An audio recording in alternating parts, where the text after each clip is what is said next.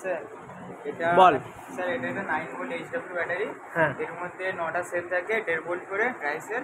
6টা থাকে, 6টা থাকে, 6টা তোমার 1.5 ভোল্টের। 1.5 ভোল্ট সেল থাকে।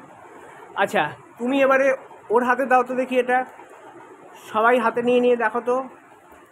আচ্ছা বলো তো, এটাতে তার মানে পজিটিভ আর নেগেটিভ আছে? হ্যাঁ স্যার। আচ্ছা, এটা একটু সংক্ষিপ্ত সারে আমাদেরকে বোঝাও, বলো। বাইক বলতে দেখা হ্যাঁ 6টি সেল আছে, হ্যাঁ 1.5 ভোল্ট করে 6টি সেল আছে। আচ্ছা তো আমাদের বাইকগুলো হচ্ছে আচ্ছা রিচার্জেবল, নট রিচার্জেবল ব্যাটারি। একবার রিচার্জ করা যায়, আর রিচার্জ করা যায় না এই ব্যাটারি। আচ্ছা, এই যে এটা কেমিস্ট্রির ক্ষেত্রে আমরা পড়ছি, এটা এর ভেতরে অ্যালকালাইন আছে কি? হ্যাঁ স্যার।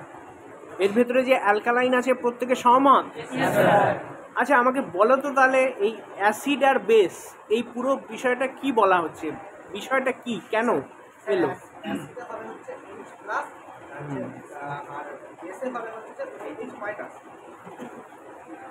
আচ্ছা, তাহলে এইটা আমাদের ব্যাটারি সম্পর্কিত একদম বেসিক শিক্ষা, যে ভেতরে ধর আমরা যখন এটাকে খুললাম, তাহলে আমরা দেখলাম 6টা সেল, 6টা কত ভোল্টের ওটা না জানলে তো সম্ভব নয়। আচ্ছা, এর ভেতরে এই যে 6টা সেল থাকে, উঠে দাঁড়াও তো তুমি, এটার ভেতরে তুমি হ্যাঁ, এর ভেতরে এই যে 6টা সেল থাকে 1.5 ভোল্টের, এটা কি সিরিজে থাকে না প্যারালালে থাকে? এটা কে পারবে? সিরিজ থাকে, সবাই একমত? হ্যাঁ স্যার।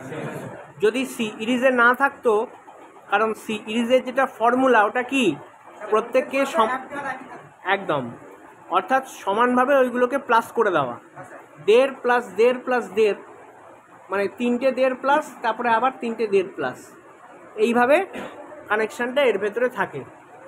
ঠিক আছে, প্রত্যেকে সহমত তো এ ব্যাপারে? ওকে।